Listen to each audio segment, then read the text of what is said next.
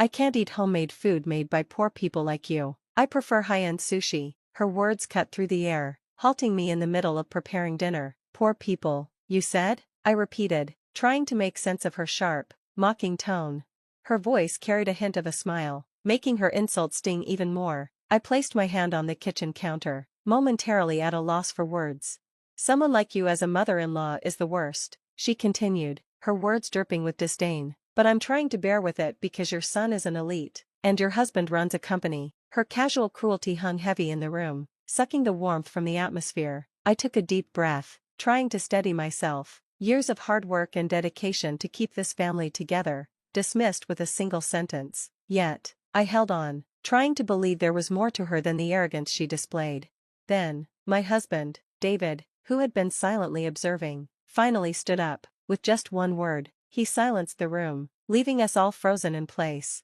My name is Lisa Scott. I live with my husband, David, and our 2 sons, James and Adam. I've spent most of my life as a stay-at-home mom, committed to raising my children. Perhaps my devotion to family stems from my own childhood, one marked by the absence of stability and love.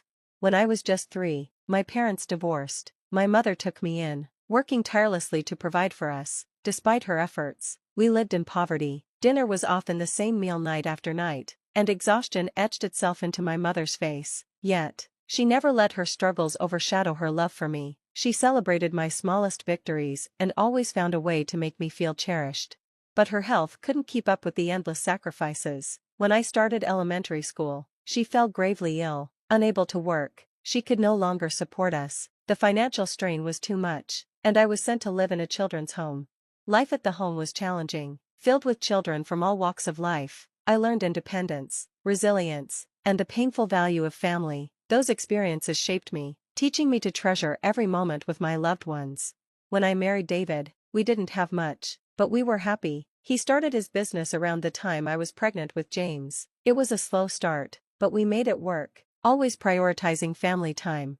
Over the years, his hard work paid off, the business flourished, and we were able to provide a comfortable life for our sons. James was ambitious and studious, earning a place at a prestigious university and later a job at a top company. Adam, our younger son, excelled in sports and earned a soccer scholarship. I still remember James's excitement when he shared his success. Mom, Dad, I did it. I got in. My husband and I were so proud, knowing that his determination and hard work had paid off. As our sons thrived, I felt like our family had reached a beautiful harmony. That's why, when James introduced Mary to us, I wanted so badly to welcome her with open arms. Mary was tall, elegant, and carried herself with confidence. Her cheerful demeanor and engaging conversation instantly put me at ease. She spoke passionately about her career in interior design, and I found myself genuinely admiring her ambition. For a moment, I thought of her as the daughter I never had. She fit into our family so naturally, until I glimpsed a side of her I hadn't expected. When James stepped away to use the bathroom and David took a call, Mary's demeanor shifted, the warmth in her eyes vanished, replaced by a cold, critical gaze. Concerned, I asked, "Are you okay?" She blinked, her expression tightening. "What do you mean?" "It's just, your expression changed," I said cautiously. "Oh, it's nothing," she replied dismissively. Then, gesturing to the dessert I had served, she said, "Where did you get this cake? It tastes so cheap." I was taken aback. "Excuse me?" She smirked. "I have a favorite bakery. Next time, I'll bring something from there. You won't want to eat anything else after that." Her tone was laced with condescension as she poked at the cake with her fork. Her words lingered, leaving me unsettled. The cheerful, polite Mary from earlier seemed like a distant memory. I was surprised and a bit hurt by Mary's earlier words, but I decided to stay silent. When James returned from the bathroom and David finished his call, Mary's demeanor shifted as if nothing had happened. Her expression brightened, her cheerful tone returning effortlessly. I chose not to bring up the unsettling moment, but a sense of unease lingered. Later that evening, Adam arrived home. "I'm back," he called, sounding tired. "Welcome back, Adam. You're late. Everything okay?" I asked, watching him closely. "Yeah, just a long day," he replied, his tone weary as he walked into the living room. Mary stood up, her enthusiasm bubbling over. "Nice to meet you. I'm Mary. I've heard so much about you from James." Adam offered a polite but tired smile, extending his hand for a handshake. "Nice to meet you too," he said, his voice cordial but distant. We all sat down at the table again. James and Mary carried most of the conversation, while Adam remained quiet, only speaking when directly addressed. You play soccer in college, right? What position? Mary asked, trying to engage him. Forward, Adam replied curtly. That's so cool. Soccer must require a lot of teamwork. Yeah, it does. Despite her efforts, Adam's responses stayed brief. Mary didn't seem bothered and moved the conversation back to herself. I was in the volleyball club in college. Team unity is everything, don't you think? Yeah, I guess, Adam said, clearly uninterested. The atmosphere grew increasingly tense. Suddenly, Adam stood up. Hey, where are you going? James asked, sounding annoyed. I'm tired, I need some sleep, Adam replied, irritation creeping into his voice. That's rude. Mary's here, and you're just leaving? Adam shrugged. I don't think it's rude. Good night. As Adam walked out, Mary's warm expression flickered. She glared at his back and clicked her tongue, a subtle but telling gesture. My stomach tightened. Was there something more beneath her cheerful facade? Mary quickly regained her composure. It's been a long day. I think I'll head home now, she said, her voice light again.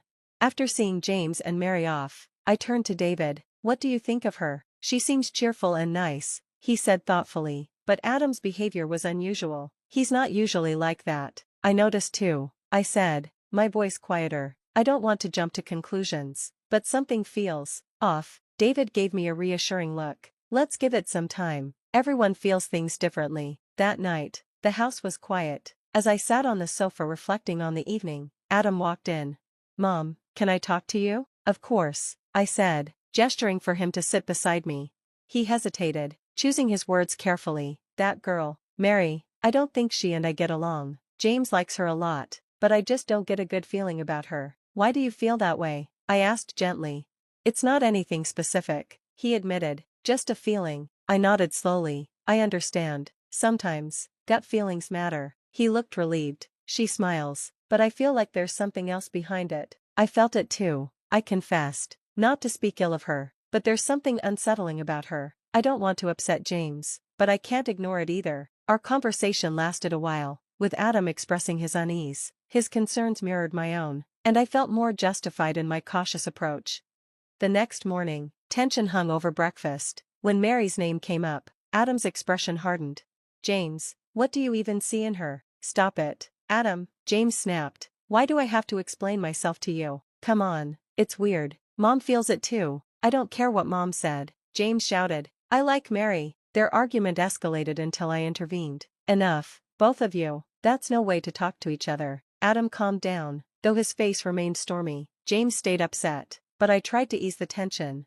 Adam, it's important to respect James's choice, but James, we can't dismiss how Adam feels either. Fine, Adam muttered, backing off. As breakfast ended, the mood lightened slightly, but Adam's worried expression stayed with me. Despite the tension, James and Mary eventually got married. For their first holiday as newlyweds, they planned to stay over, and I prepared a feast to celebrate. When they arrived, Mary's eyes lit up at the sight of the spread. Wow, this looks amazing. I've never seen such a feast before. Thank you, I said warmly. I made this to celebrate your marriage. Thank you so much. I feel so blessed, Mary said, smiling sweetly.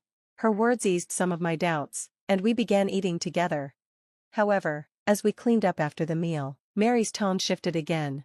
These plates are a bit old, aren't they? She said, her voice laced with condescension. These plates have been with us since we got married. They're full of memories, I explained.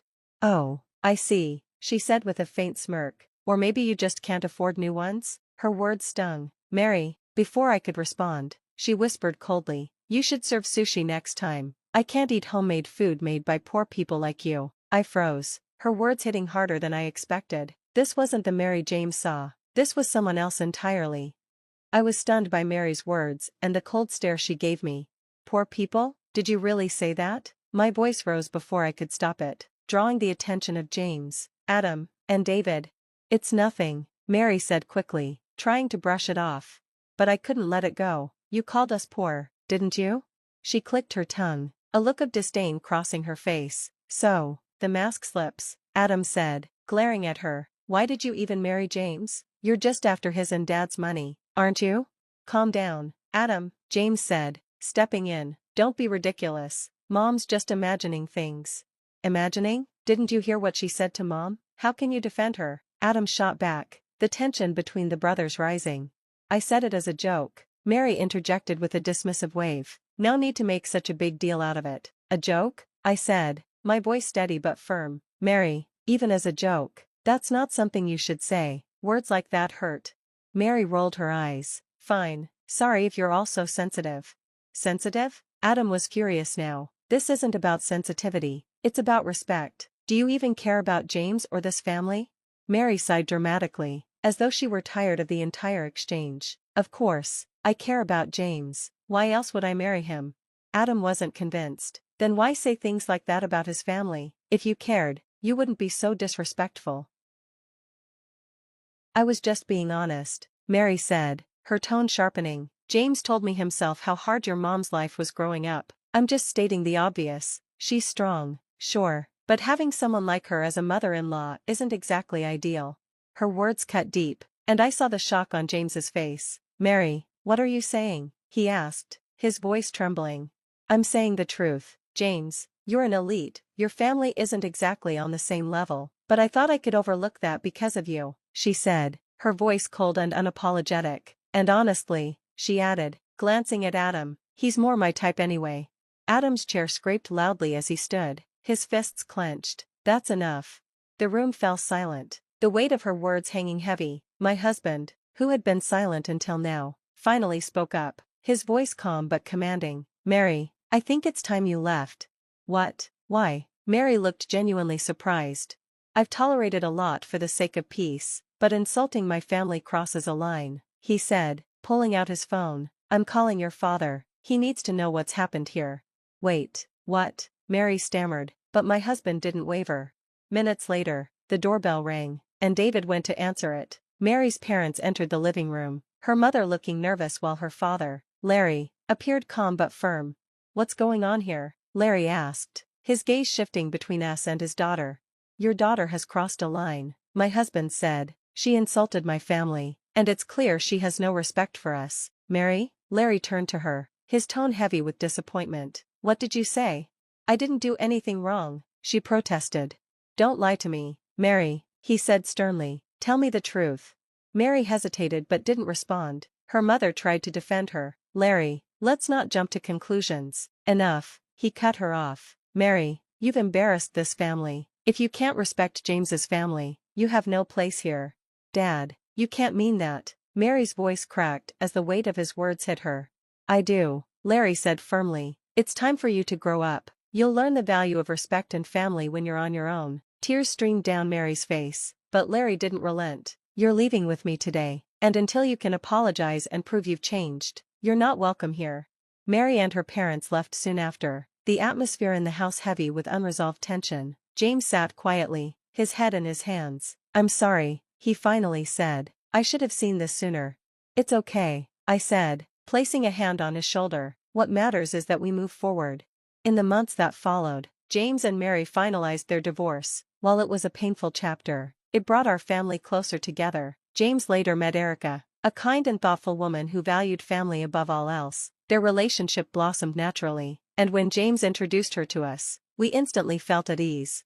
Years passed, and our family grew with new spouses, grandchildren, and shared memories. We learned that love and respect are the true foundations of family. Watching my grandchildren play in the yard one sunny afternoon, I felt an overwhelming sense of gratitude. We had faced challenges, but through it all, our bond had only grown stronger.